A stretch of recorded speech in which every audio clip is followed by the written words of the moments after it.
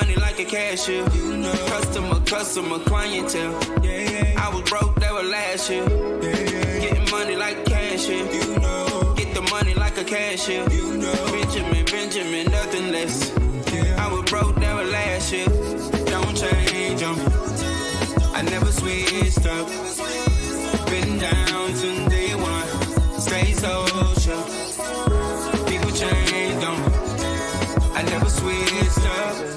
We got, you know, all manner of races that we need to try to turn out for. And if we turn out in the entire district, you know, we win up and down the ballot, of course. We're taking that really seriously. And one great bit of news is the turnout numbers. So if you look at where we are now compared to where we were in 2018 and 2016. So in 2016, we had about 700 votes returned as of this time. In 2018, it was a little bit less, in the high 600. As of today, we have over 25,000 votes returned in CD6. So people are jazzed up, as well they should be. They're ready to get it done. Wow. Okay. Now, you historically changed this district blue. So, I mean, what's special about your plan this time to make sure it stays blue? Well, you know, first of all, I think the most important part is just delivering, right? I think what you do and what you don't do speaks a lot over the last 2 years. So we've worked hard on a couple of things. I always kind of look at the job in this construct. There's kind of 3 really important jobs that I have. One is the job as a legislator, and that's the bills that I support, the things I vote for, the things we pass. And I've got a great record on climate, on gun violence, on policing reform, on education, on a bunch of really important issues I know we'll dive into tonight. The second part of the job is on just serving the community. You know, we have done, you know, tons of cases helping people get benefits and serve the community. And I think that speaks for itself. And that's just nuts and bolts work. You know, people have problems and we just help solve them. So people I think appreciate that. And the third is, you know, your job as an advocate and a leader in the community and kind of the bully pulpit, as I say, you know, how you use your microphone and the things you talk about. And you know, I've been resolute and have worked hard to push back on the Trump administration and some of their most egregious abuses. But at the same time, I focus on the positive things and the things that we can do to build a coalition. I think that's a good balance that has resonated well in the community, and people appreciate that work. But more than that, you know, we do 360 campaigning. Some of you have made me heard me talk about it. And it's this idea that we try to turn out and support all races up and down the ballot, because my view is if you raise the water, all the boats go up, right? So we work and support, you know, all the candidates in CD6, and we do a lot of work around that to make sure we're turning out and people hear our message. I think Stefania was going to ask a question. I do have I have a very basic question. I don't know if you were finished speaking on what you wanted to let the listeners hear. I wasn't trying to interrupt. Are you talking to me, Stefania, or Yes. Marcus? Yeah. No, I'm good. No, yeah, go ahead with your question. Yeah, for sure. Chime in. Okay. Well, the times are right. We're talking about voting, and you were very instrumental in the legislature that was passed. Colorado, what was it? Colorado for the People, 2019. Which one? The For the People Act of 2019. Yes. That was a great piece of legislature. Yep. Had to do with, you know, for those who don't know, gerrymandering and yeah, HR 1. So do you want to talk a little bit about that? Yeah, absolutely. So HR, first of all, you know, we name bills in Congress HR, House Resolution 1 to, I don't even know what we're up to, several thousand now at this point. But we made HR 1, which is a statement of priority, frankly, this comprehensive democracy reform bill, which addresses gerrymandering, campaign finance, issues of ethics for our elected officials to try to stop the revolving door. And the reason behind that, the reason why we made it HR1 is because it's structural. It's fundamental to all the other challenges that we're having. And one of my observations from the last 2 years is, we're not getting the big, bold things done on immigration reform, on climate, on gun violence, on so many issues because of the impact of special interests and big money, dark money in politics, because of the impact of gerrymandering. When you have, deep red and deep blue districts, there's not a lot of incentive to kind of collaborate and work together across the party lines. People just get entrenched in their own districts and positions. So we have to address that fundamental democracy component, and that's what HR1 would do, the For the People Act. And I was a original co-sponsor of that. And actually, one of my bills, my very first bill in Congress, because I believe so deeply in the issue of campaign finance reform as fundamental to changing our system and the way that we elect elected officials, that my very first bill in Congress was a campaign finance reform bill. It was the End Dark Money Act that would actually close a loophole that allows dark money to flow into 501c4 organizations. Because what happens, you have these 501c4s, these not-for-profits, and they serve as a conduit for hundreds of millions of dollars of dark money to flow in to election campaigns. And that's actually against the law. But what happened is Congress a long time ago passed what's called a rider, an appropriations rider in the IRS appropriations bill that prevents the IRS. I mean, the House, this is astonishing. I still can't believe this, how cynical this is. There's a law on the books that says you can't use these 501c4s to funnel this money. But Congress passed a law that says, or a rider in the appropriations bill that says the IRS can't spend any money and can't enforce the law and can't actually create regulations to enforce it. Now, how crazy is that? You don't want right? So my now, do you? so my bill, my bill is actually really simple. It was just about 30 words, and all it does is remove that rider. So the government can actually enforce existing law and spend money to make the regulations and to close the loophole. So it's pretty simple. And that was my first bill, and it actually was included in the For the People Act. So I think it needs to be HR1 again in the next Congress, because if we're going to do the big things, we got to remove the interests, the special interests, and the barriers there. So it's super important. It seems like we have a lot more barriers and a lot more loopholes that are being exploited during this this last term that we've had under Donald J. Trump. I want to take you back to, though, gerrymandering and all the work that you've done with voting.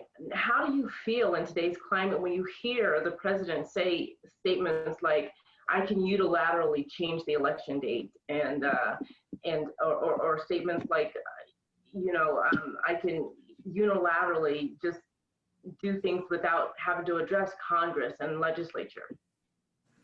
Yeah, well, I've long said, and I'm pretty clear about this, I think this president is unfit to hold office. I think he has autocratic tendencies. I don't think he either understands or respects democracy. I think, he fancies himself as somebody that can just do what he wants. But in America, we don't have kings. We have elected representatives and elected officials. And he's got to understand that. And that's why this election is so important, right? Because I think he is a danger to this democracy. I've said that a long time. I mean, heck, I sat, as a member of the impeachment trial prosecution team, sat the better part of January and February of this year, making the case as to why this president poses a threat to our democracy and our institutions, because he says and does things like that, right? And says he's going to, disregard mail-in ballots, and he even said, a couple months ago, he's going to, cancel the election, push the election back, and he half jokes about extending and making, having third terms. I mean, he says these things as trial balloons, right? Because he wants to see how people will react, and he'll want to see whether he will push back. So that's why it's important that we do push back, so that we don't allow that to happen. We don't normalize, that type of talk and that type of discussion. And of course, there are many, many examples. We could talk all night about just the examples of the things that the president says and does that are just like that, Stefania. Right. Vote twice, and yeah, exactly. The election date, and yeah, there are many examples. I mean, we know who this president is, right? It's no secret at this point. Yeah. There's just no guesswork about it. Right. We know his position on these things. right. Bringing up the mail-in ballots, we found out that, there's 3 different veterans on this call right now. I'm assuming all of us have voted absentee before we even got to Colorado, and Colorado being, 100% mail-in ballot. Have you been communicating to your colleagues to stop being afraid of a mail-in ballot that half the military has been using since the 1940s and that Colorado's been using since I've been here? Absolutely. I mean, I've been out banging the drum a lot recently about the safety and the efficacy of mail-in voting because it's safe, it works. The claims of fraud are just not true. They're just not true, right? It's a safe and effective way to do it. It's actually really safe because you have a paper ballot, right? You can actually audit the ballot. You have these paper ballots, they're on file, right? So if there are claims of fraud, then go in and audit it and look at it because you actually have it. So it's super safe. And the military one, Michael, is a perfect example. The military has been doing it for generations. And guess what? President Trump and most of his senior advisors and family have been voting by mail-in ballot for many elections too. So it's good enough for them. It has been in the past anyhow. And of course, during the pandemic, now is not the time to mess with people's health. Right. And then the last point is we know it works because we do it in Colorado, right? We passed it in 2013 in Colorado. And the very next year, 2014, voter participation went up 20% in our state, 20%. And it went up across the board too, right? It doesn't just benefit one, but it went up 20%, for Democrats, Republicans, and unaffiliateds. So nobody's ever going to tell me that more people participating in our democracy, that we all serve to help protect, the right to vote, is bad for the democracy, and it works well. And the other thing about Colorado is it was built out, our system was built out by Democrats and Republicans, right? By Republican secretaries of state, right? So it just works. And obviously this has nothing to do, the president's comments have nothing to do with the actual reality and the facts about mail-in voting. What it has to do with is him trying to suppress the vote, right? Yep. He just blatantly is trying to prevent people from voting because he knows that if people vote that he's going to lose. So that's the bottom line here. Yeah, I definitely like the fact that you highlighted on that it's nothing more than voter suppression. Oftentimes we view voter suppression as the typical, white supremacist organization that is standing up at the polling locations armed or in their regalia or whatever. But voting suppression is actually complex. And our previous, I would say our lesser Secretary of State was actually giving, this is before Jenna, was actually recognized, Colorado's recognized for being like the gold standard for voting, but as soon as 45 assumes office, all that stuff is forgotten, and now voting by mail is horrible.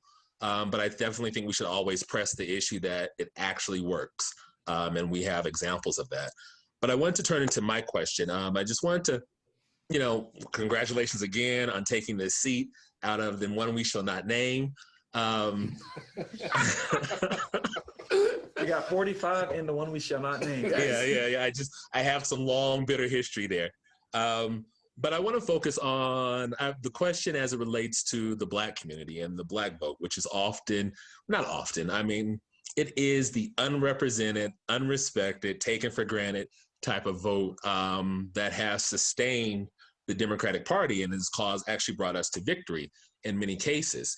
So oftentimes when the questions and candidates and elected officials are asked about what issues will they represent or what will they do for the Black community, far too often people default to criminal justice reform and marijuana. And I think that is a gross generalization. While I understand the impacts that those things have on the Black community, I think it's a gross generalization those are our issues. So what issues are you willing to, or are you fighting for as it relates to the Black community without those two?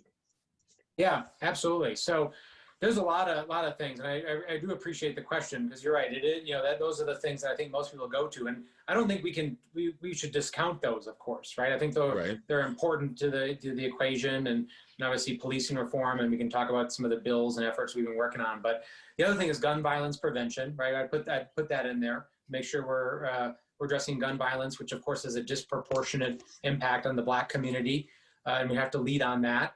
The economic piece is a huge piece, right? We have to pass the Raise the Wage Act, which is going to help, again, raise the water level for all boats, but particularly communities of color and for the Black community as well. The other piece is we have to look at these systematic poverty communities that have consistently been left behind. And there's one proposal that I am really interested in, and I've had some discussions with Jim Clyburn around, and that is, he has this proposal called the 10-20-30 formula. And what the 10-20-30 formula does, and he actually has been advocating for this for a long time, for decades. And he actually got it into the Reconstruction Act, the American Recovery and Reconstruction Act, the stimulus bill in 2008 and 2009 under the Obama administration. But what it does is it recognizes that we have over 400, almost 500 counties now in the United States where 20% or more of the population has been below the poverty line for at least the last 30 years. Right? These are systematic poverty communities.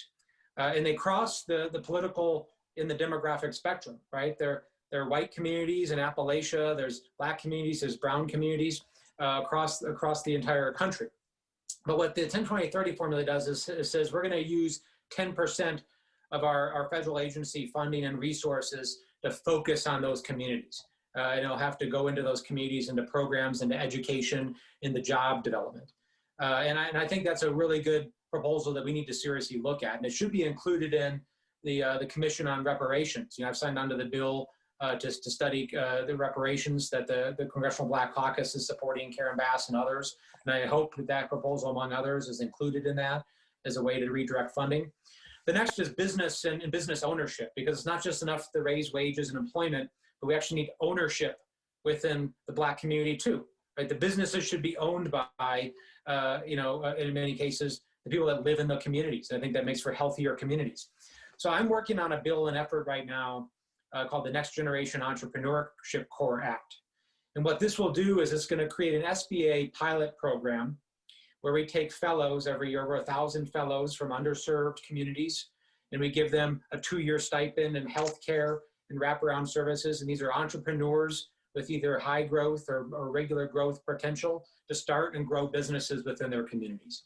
And I think this is a great way to create the pipeline and to support those young entrepreneurs that are going to build and grow businesses and grow the economy within the communities that they live and they've grown up in. So that's one thing that I'm working on. And I know there's other proposals out there that I think are exciting, but we need to think about real concrete ways to drive job growth and job ownership and business development within the Black community.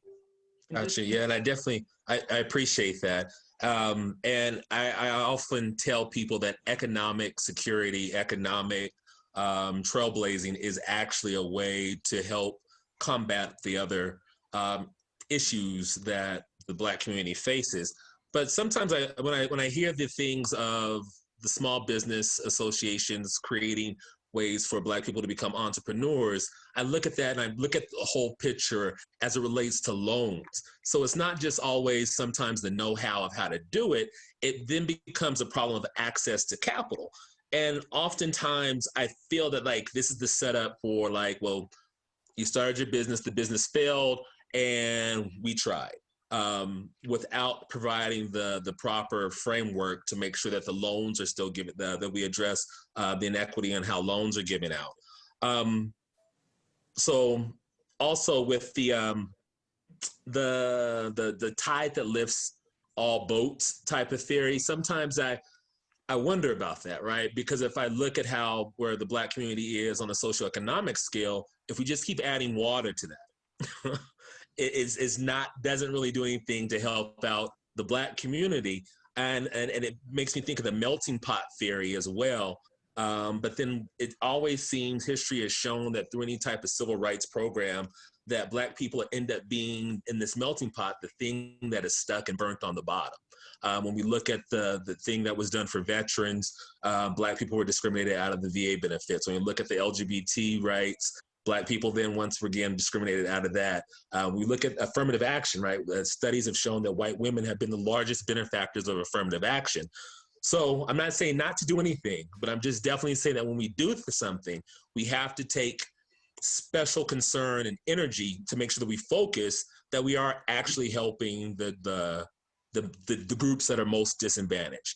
And I'll finish up with my last one on this, like the gun violence. When we look at gun violence and how that disproportionately affects Black communities, I look at that and I'm careful because I don't want that to ever flip into a Black on Black crime narrative, especially when we're not addressing economics. But does that gun violence take into consideration how law enforcement agencies target and promote gun violence in the Black community? Yeah, no, it's a great point. And there are obviously unintended consequences we have to be very mindful of the way we talk about these issues, the way we talk about certain programs that we have to look into. And no, I don't think, to answer your question, I think you were directing the question to me about that on the last piece.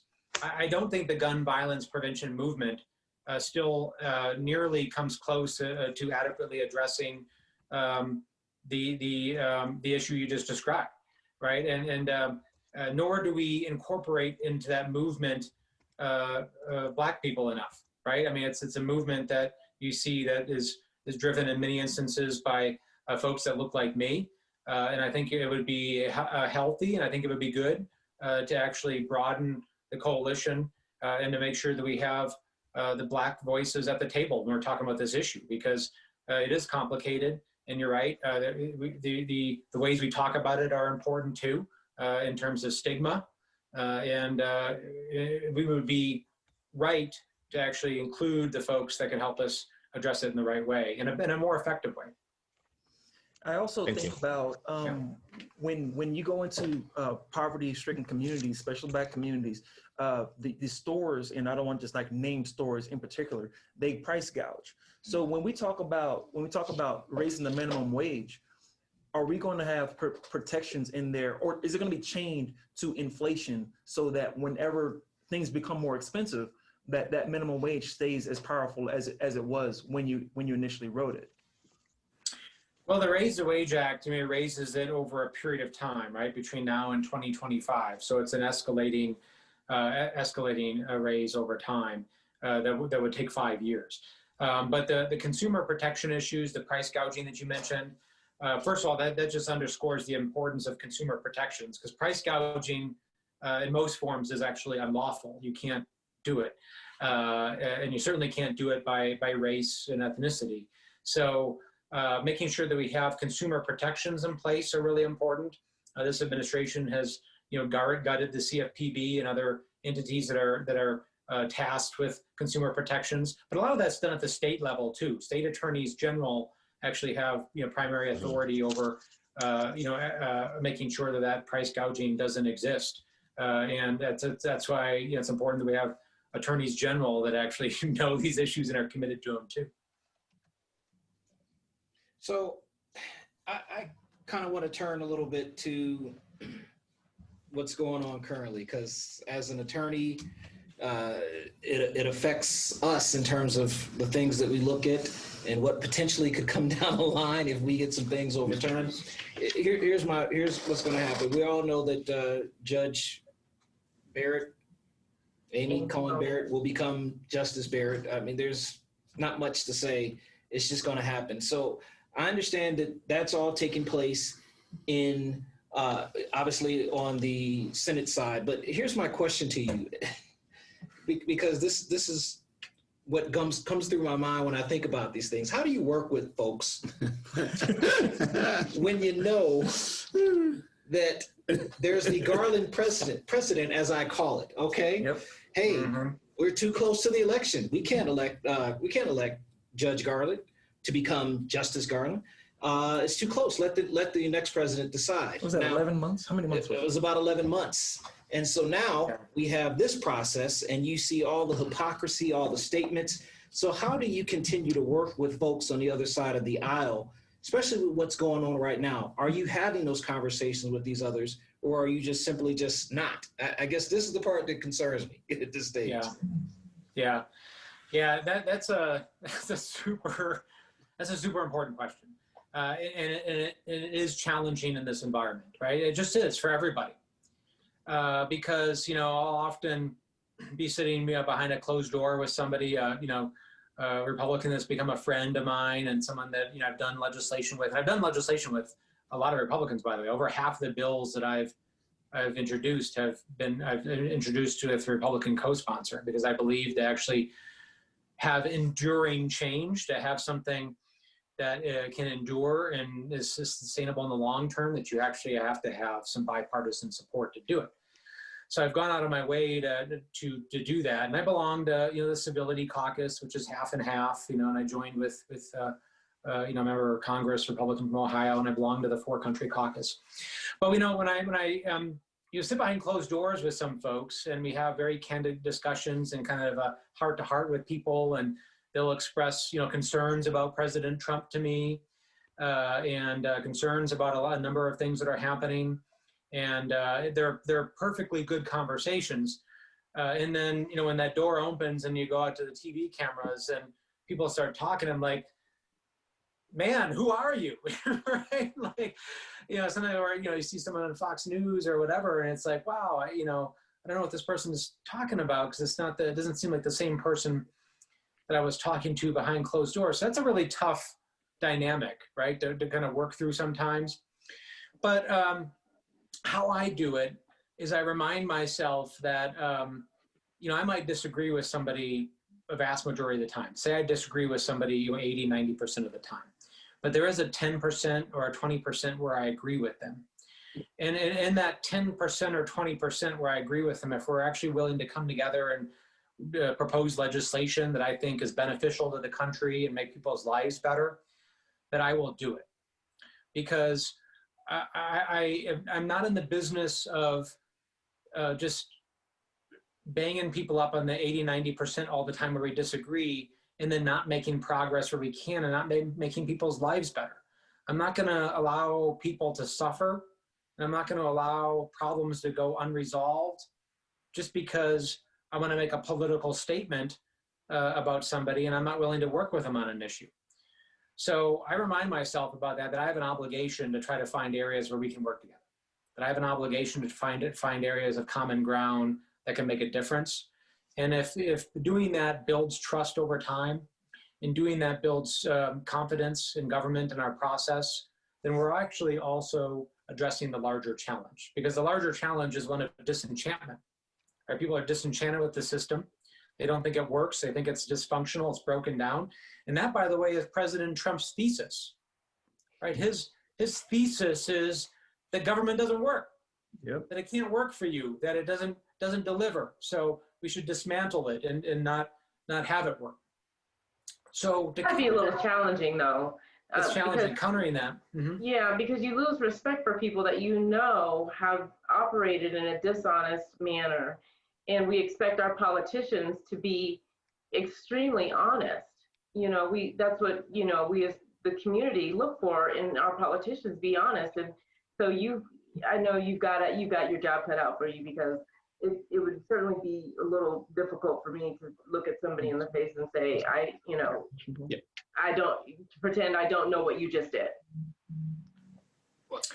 Yeah, I mean, the pandering is a perfect example, right? I see it all the time.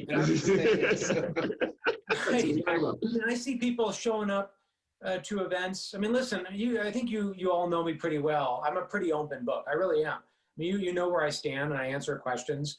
But I see people coming all the time, and they shake hands, and they show up to events, and they kiss babies, and then they say something else. They'll have a voting record, right? They have a voting record that's contrary to the interests of the communities. I mean, how do you show up to an immigrant and refugee community and shake hands and kiss babies, and then you go and you say you're fully behind President Trump, who's assaulting those Representative communities? Crow, I really don't care. Do you? They literally told you that they didn't care. In the not even just conservative, the evangelical Christians will overpass the message that was written on their back like a billboard. And this is the first family. Right. It takes a lot of cognitive dissonance to get past that.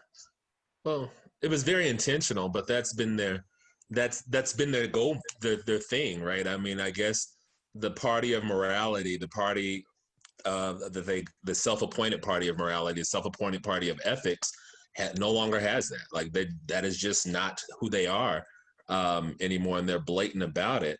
And with that, like, I laughed to myself when you said the civility committee, and I'm like, what is this, made up of all Democrats? The civility caucus. Yeah. Or the civility caucus, yeah. Like, what is this, all Democrats and an independent maybe? But how do you, like, I am the base, right? And I come from the base and not from the grass tops, more like the grassroots. How do you take care of the people that want to see the Democrats flex muscle, the people that want to see the Democrats not just bare the teeth, but actually bite and fight back, and not be doormats? Well, you have to deliver, right? I mean, there's what you do, but there's also how you do it, right? And both are important. So we have to deliver. And I actually was just talking to a group, I was doing a Zoom with another group right before this, and they asked a very similar question, Hashim.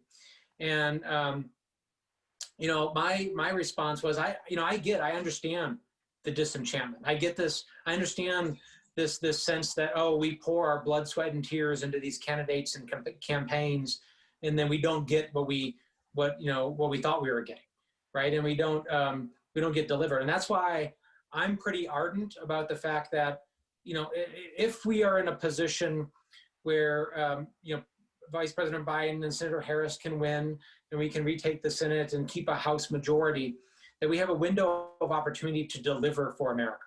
Yes. And that's different, and that's not the same as cramming through an agenda. We don't cram through an agenda, but we deliver in concrete and meaningful ways that makes a very quick difference in people's lives. And that's how we counter the disenchantment. That's how we counter the disengagement. That's how we counter this thesis the government doesn't work. It's things like the Raise the Wage Act. It's concrete stuff where people will see a difference in their lives, and they'll feel it. And we got to deliver, and we have a window to do that, right? Gotcha. A window of opportunity to deliver. And that's different from, biting back, because I just really don't believe in acting the same way as the other side. I just don't. Gotcha. Right? I mean, we're not them. We're not. Right. What I was thinking about, and then my question was, you're on the intelligence subcommittee. Yeah, intelligence and emerging threats. Yeah. And so you're having these conversations. You're being briefed by some of the most the highest level, and then you're going out and your colleagues are 45 is completely changing the message of what's going on in those intelligence meetings and those subcommittees. When Mr. Coates was talking about the civility, we can't even agree on the facts that are being presented to us. How can we even have a conversation or an argument? My better question, though, and this is what Sister Gallegos talked about, the gerrymandering. 45 just got permission from the Supreme Court to stop counting. He's literally been given permission. Okay, we're good. The reality is, I don't know if we live, a stone's throw from Wyoming. Wyoming has fewer people than the city of Denver. It has 2 senators and a representative. What are we doing? And what are you doing to make sure that, and I want to be clear, I just want to make it equal. I just want it to be equal. Right. What are we doing to make sure that my vote counts just as much as that vote in Wyoming? Yeah. I'll answer that question, but I do want to close out that other thought, on the people that are disingenuous or there's that cognitive dissonance. The bottom line is there are some people that shouldn't be in these seats, right? Well, Yes. Like I'm gonna work with who's there because that's my obligation and that's the way I make progress and deliver on things while they're there. But there are people that shouldn't be there, and there are people that I hope get beat that should be beat. Right? Because I think that Domino.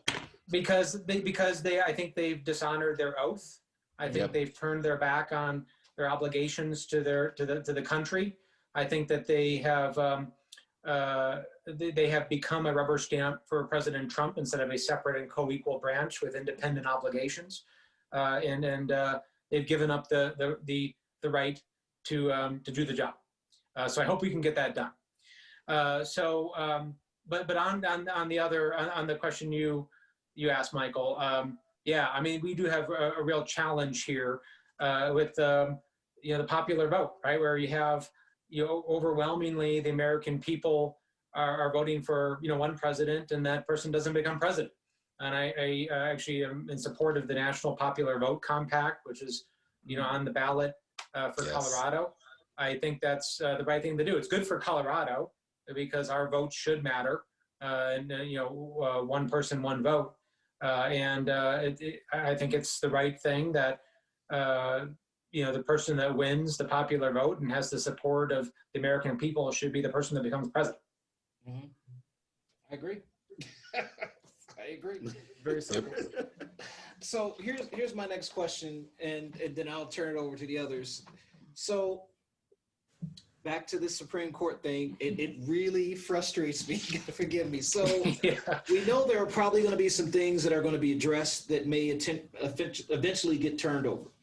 Now, the great part is, if there's a such thing, is if we're looking at, let's say, Roe v. Wade, we understand that if that does get turned over with what I would consider somewhat of a supermajority, the great part is that it then reverts back to the states to make their own decisions. Is there something that you and your colleagues, or are there things that you and your colleagues, are you all discussing things that people think that the buck stops with the Supreme Court, but technically, the people are the people, and the people do have a voice.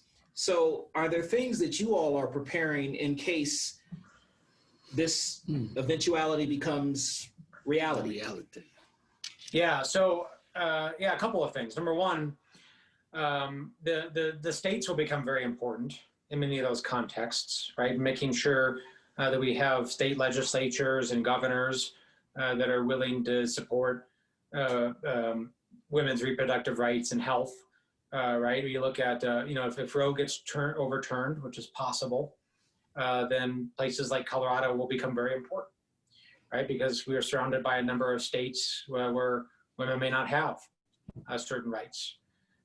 So making sure that we're protecting and expanding, those rights in states will be really important. Secondly, if there is an assault, which there very well might be in the Supreme Court on issues and environmental issues, labor rights, women's health, gun violence prevention measures, and any number of really important priorities, it's really going to put a lot of the onus back on Congress. Right? We're going to have to legislate a lot more, and we're going to have to be a lot more clear in our legislation about what we're intending to do, because if we're relying on the courts or if we're leaving things open for litigation, then some of those things are not going to turn out well for us under the next iteration of the Supreme Court, and for the American people.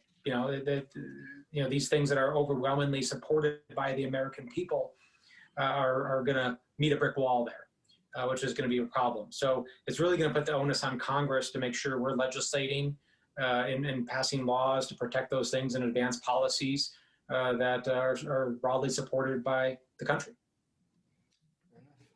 Fair enough. Go ahead. I know y'all got it. I know y'all got questions. We got. I want to jump in. Two school board members on the call as well. We're multi-layered. Let's talk about public education now. We have she who shall not be named as well, who comes from multiple generations of wealth and is doing her best to destroy public education year by year with multi-layered legislation and guidelines and whatnot.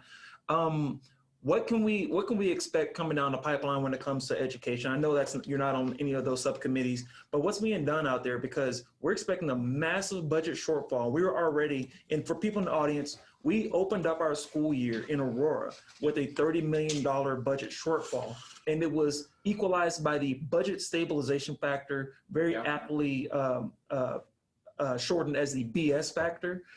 So that's what we started out with before COVID. Enter COVID. Now we're looking at a massive shortfall on top of that. So what kind of initiatives are coming forward from the House? Yeah, so a couple of things. Obviously, I mean, you know better than I do that education is funded primarily locally, right? Although in the House, one of the most important things we can do is fully fund IDEA, right? If we fully fund IDEA, that's a huge difference maker for particularly Aurora public schools, for example. And talk about that real quick, because substantial programming revenue. So that's long overdue. I support that. We need to fully fund IDEA, which is critically important. Next is the stimulus bill. This is one of the many reasons why we need the fifth round of stimulus bill, because it has education money in it to help backfill revenue shortfalls. And of the 7 major cities that are in the 6th district, they're looking at anywhere from 5% to 20% revenue shortfalls in those cities. Those are going to be massive and deep cuts, right? If you're looking at a 5 to 20% cut in programs, massive cuts across the board on everything.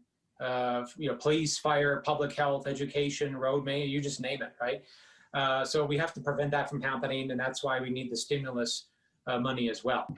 And then the thing that we don't talk enough about that's super important, that's kind of flying under the radar right now, is the Gallagher repeal on the ballot in Colorado. I mean, no one's talking about it because obviously the presidential, the Senate, all these other races are taking all the air out of the room. It's so huge, right? And our school districts are signing on to those resolutions. Aurora unanimously approved signing on to that resolution. But if people aren't entrenched in the education, atmosphere, they might not know anything about it. Right. Yeah, we just can't continue to be the 49th, I think it's 49th state in the country in terms of education funding, right? Funding matters, right? How much you dedicate to it matters a ton. And we're just not funding it because of Tabor and Gallagher. So the Gallagher repeal would be really big. Exactly. So once again, I know we're school board members, but I have to revert. I didn't want to talk too much about your opponent, but because I'm sure you answer a lot of those questions. But I wanted to turn it over to Stefania because I know she had a question as well. So I'm actually going to turn it over to her. No, go for it. Go for it. I'm getting excited because I got other stuff, but no. Yeah, we got some quick fire questions, but we want to get you in. Okay. Quick fire question. Do you believe there is a systemic racial problem in this country? And especially, I'm really referring to our judicial system. Yes, I do. Will you take steps to correct that? I mean, the thing that I would like to see is in our judicial system, the disparaging sentencing disparity that happens between blacks and non-blacks. Yeah, absolutely. I mean, look at mandatory sentences, right? That result in overwhelming disparities, right? And you're taking discretion away from judges who, they're appointed and elected and hired to make decisions based on those cases, but they overwhelmingly disproportionate. That's just one of many examples. But absolutely support reforms to make sure that we're addressing those disparities. I meant to ask you this earlier, Representative Crow, or Jason, as you prefer. Do Black Lives Matter? Yes, Black Lives Matter. All right. Okay. One more quick question. I did, try not to talk about opponents. I know you're in a race. However, healthcare. Your opponent says that they're better on healthcare, and they may have some ideas and plans. So, what is your thoughts on healthcare? As you know, that will continue to be a hot button topic throughout, especially if Obamacare goes away, you know, we got some 22 million plus folks that will be without health insurance. Where are you at on that? Yeah, well, first of all, I mean, I know that, you know, we are supposedly in the age of irony, but I find it extremely ironic that somebody who spent 3 decades as an executive in healthcare finally believes that, you know, he has the better plan to solve the system that's badly broken and hasn't served anybody. So I just don't believe that. You know, my opponent's plan really isn't a plan. He just says he's going to protect pre-existing conditions, but he doesn't know how. So I actually believe in actual plans, plans that are written in legislation. And that's why I've signed on to a public health care option, Medicare X, that would expand health care, that would make it more affordable, that would inject a competition into the market, that would reduce the overhead costs of the system, that would protect pre-existing conditions, that would allow young folks up to 26 to stay on their parents' health care, and that would keep the elimination of the lifetime caps, because it's not a perfect system, and we definitely need more reform, and there's a lot we can do. But you can't tell me that you can't tell the 20 million Americans that now have health care because of the Affordable Care Act that their lives aren't better because they now have health care, or that people that now have pre-existing condition protections, that their life isn't better either. So the solution is not to throw it out and to repeal it, like my opponent and all the other folks in Congress who support the president want to do. And they're litigating, by the way, in court right now to do it. The solution is to take the system and to build upon some of the improvements that have been made in the last decade and to expand access and to reduce costs. And we have a plan that's detailed, that's based on facts, and that's has a broad coalition to get that done. Right. Ashim, Mike? Just briefly, you know, my question's the veterans, and at a certain point, I will admit I used my GI Bill and used my GI Bill in undergrad, but I want to say that right now, a lot of my compatriots have come to the end of their GI Bill, and they just don't have the funding. I mean, the funding just gets cut off. It just goes away. And what I recall was, as a child, my father had a type of bill, and this is back in the 80s, where he could go to a community college and he could learn a trade. It didn't matter if you had a GI Bill or whatever, you were a veteran. He was a veteran of a foreign war, and he could go and get a trade. So it was continuing. And my question is, you know, what are you willing to do for the veterans who've come back and still need some education, still went through their GI Bill and still need a little more support, a little more help just getting to the end of college?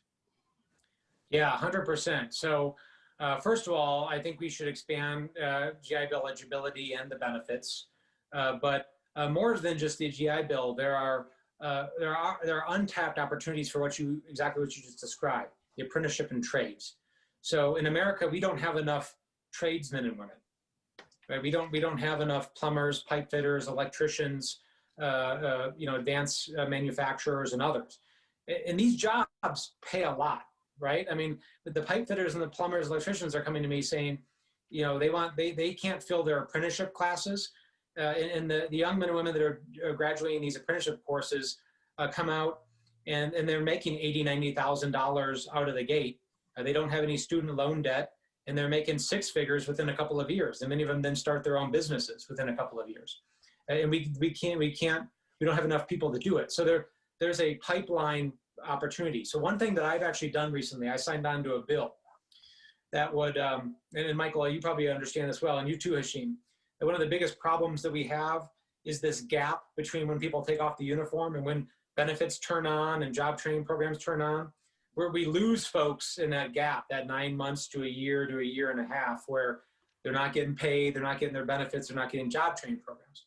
And for so long, the problem is because the military had this mentality that, like, hey, our job is to just, make soldiers. Our job is not to job train people for life after the military.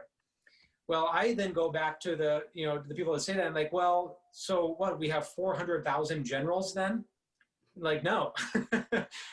We have a military where the vast majority of the young men and women come in and they serve for a couple of years or a couple of terms, and then they go back out. And we have a long tradition of using the military to not just, its primary focus, but to make better citizens too, and to set people up for success. So I do think there's a role for the military to play here.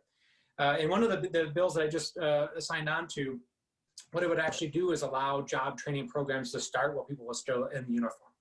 So if you're in your last year of service and you're getting out, that you should be able to sign on for one of these apprenticeship programs while you're still making money, you're still in uniform, you can still support your family. So that by the time you take the boots off, you're ready to go. You have the training and you can get into these programs. So that, along with expansion of existing programs like the helmets to hard hats programs that's supported by many of our labor unions, is really key. So I support those programs and the expansion of them, as well as what I just described. And there are other opportunities to build on that too. Nice. Yeah. So I'm muted. No, I'm not muted. Sorry, I thought I was muted. Yeah, I'm good. I'm sorry. I thought I was going to be able to make it through one of these segments without a mute issue, and there I go. My running joke is if you start talking while you're muted, that qualifies you to be a congressional committee chairperson. So, Chairman, you're muted. Yeah, this whole COVID thing caught us off guard, pushing us towards technology, right? But there was a question that came through, and I want to recognize that right quick in the Facebook feed, and it said, "Can Congress dismiss a justice for cause?" But that's not my question. My question is, I know you said like we have to be pragmatic as we do this and not ram and rush things through. My mindset is if we are planning for this blue tsunami and we are planning to have everything, our ducks in a row, everything laid up in order, when that window happens, and if we've critically thought about it, would that be rushing it through? I will admit that sometimes I am a fan of shock and awe, but I haven't noticed. You got to strike when the iron's hot. And I really say this because I believe in our values as Democrats. I believe in the things that we say that we believe in, and that America as a whole is better. The people that are better with our way of life. So why not? Shrewdness pays off. Yeah. Mitch McConnell immediately signed onto the stimulus after he got thrashed in that debate. She destroyed him, and then all of a sudden, I'm pushing this through. A second ago, he was the Grim Reaper, right? So the same thing. Will you strike while the iron's hot, and what's that look like? Yeah. Well, first of all, I just have to say, talking about all the great things we want to do next term if we win really makes me nervous, right? Because I remember, we were practically, measuring the drapes of the Oval Office this time in 2016. Yeah. Everyone thought it was a done deal. Yeah. Right. And here we are. So I just have to say that we got to stay so focused. And I'm going to answer your question, but I have to say that first. I really do. Right. But the next 20 days, and I don't say this with any tinge of hyperbole or exaggeration, but what's going to happen in the next 20 days, I truly believe, will dictate the course of our democracy, the course of our country for generations. So anyhow, we got to stay focused. But the bottom line is, I think we're on the same page here, in that, there are over 400 bills that we passed in the House on a bipartisan basis that we sent to the Senate that have gone to Mitch McConnell's graveyard. And they're on all the important priorities we talked about: public education, gun violence, climate crisis, police reform, judicial reform, sentencing reform, raise the wage. I could go on, for hours just naming the bills. And I think we need to retake those bills up, and I think we need to pass many of them. HR 1, the For the People Act, Stefania, like you asked about. To address gerrymandering and campaign finance and ethics reform. So I think we have an opportunity to do really important things, and there are things that are broadly supported by the American people that actually have overwhelming support, 70, 80, 90% support by the American people. Look at HR 8, the Universal Background Checks bill. Over 90% of America supports that, right? It's been stopped by the gun lobby because the gun lobby, controls Mitch McConnell and in his caucus. But we can support that, and we can do it with bipartisan and very broad American support. So I do think there is an opportunity to do a lot of things and to do it next year, if we win. Right quick, can a justice be removed for cause? And how are the wife and the children doing during this type of campaigning versus last type of campaigning? Yeah, thanks for asking that. First of all, the justice for cause thing, I'm not aware of an ability to do that. Lifetime appointment to the Supreme Court. I'm not aware of a congressional mechanism to remove a justice for cause, but I will look at it. And I don't see how that would be used, frankly, in any scenario that we're presented with right now. And on family, I mean, we're doing pretty well, right? I mean, we're healthy. Everyone's healthy. We're stable in our house. Kids at school. We have broadband. We have devices. This really gives perspective in terms of struggle. We're doing fine, right? When I had a roundtable with a bunch of Hispanic pastors from the district a couple of weeks ago, and many of them raised the issue that a lot of their congregants, a lot of the kids that they serve, don't even have good internet. That they're just not doing schooling now because they can't do remote schooling. I mean, that's a problem. That's a huge problem. Yeah. And obviously, there's a lot of folks in that situation. So we're doing well. We're doing pretty good, and the kids are hanging in there. They miss me obviously when I'm in DC. It's been a change, right? I mean, it's been a change the last couple of years because I used to be home all the time. I'd be home, for every dinner. It was very involved. Every baseball game, every kid, every play. I was super involved, and I'm just not as much anymore, right? Because I'm gone half the time, and that's been a change for our family. It's been a change for the kids, and obviously my wife, who's definitely the better half, as you know, is a godsend and an incredible woman for holding down the fort and still making it work. But at the end of the day, I think for the Crow family, we made the decision that the power of example is really important for our kids. And even though I'm not there all the time during important times, and that's hard for me and hard for them, that what we're doing is we're showing the family that when you love something, when you love a country and community, and you want to protect the vulnerable people, that the highest form of love and show of respect for those people is to make a sacrifice and to fight for them. And that's the example we're trying to impart on our children. Nice. Cool. So, Jason, thank you. I don't want to occupy much of your time. I know it's 9 o'clock, and so we really want to be respectful of your time, especially your time with your family. I know that Kevin wanted to ask a couple questions to close us out, or quick question. You're friends with a lady named Katie Porter, and you did an homage to her whiteboard. Make the connection. That was Put so us in good. there. We're looking for. Marcus and Kevin, you guys did such a great job. I had a really great time. I mean, that was a lot of fun, I have to say. Yes, sir. Yes, sir. Question. Oh no, we're huge fans, and we're just saying, hey, mention your friends. Love to have her on the show. That's all we're saying. Love to have her on the show. Not saying, but we're kind of saying. Hey, well, since we're doing shameless plugs, right? We know what's on my heart. Good Congresswoman Maxine Waters. I want Katie Porter to retweet like "Don't Black Thoughts." Is that what you're right? asking? Exactly. Now look, I'll tell you. I got mine now. I'm David. Would it hurt? That's how we got this far, Jason. That's how we got this far. Shamelessly plugging ourselves. And so hey, like I always say, you just got to make the ask. Yes, sir. Yes, sir. And I'm going to do one more. Now, we need web development. Everybody that's tuned in and watched this, they know we've had technical issues. We've had other things outside of the scenes that no one knows about, that we don't talk about publicly. We're looking for volunteers. None of us here are getting paid.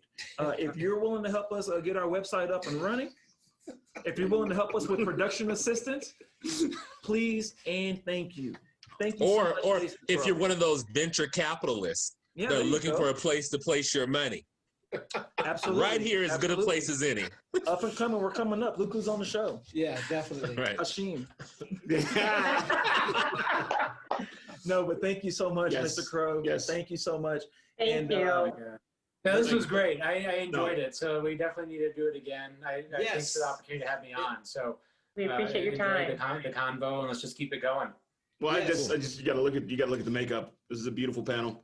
This is a beautiful panel, and Yes, it I is. appreciate us sitting down and having this conversation. Very diverse. Yeah, likewise. Definitely. Well, I'm gonna go grab a drink. I don't know what you guys. Yeah. Yeah. Yeah. Until Desiree, we're sorry for running over time, and thanks for Okay. letting us have you this late. Yep. Yeah, no worries. Glad to do it. Thanks, folks. Thank Take you. care. Have a good night. Bye. Everyone, don't clock out. I can't believe that I'm feeling away. I wanna let go, but these feelings will stay. I know the words, but got nothing to say. Who knew emotions could get in the way? I'm not okay, but I will be though. Wanted you to be my babe, but that ain't how it go. You say you care, but you show me you don't. I can't believe I'm having an emotional flow.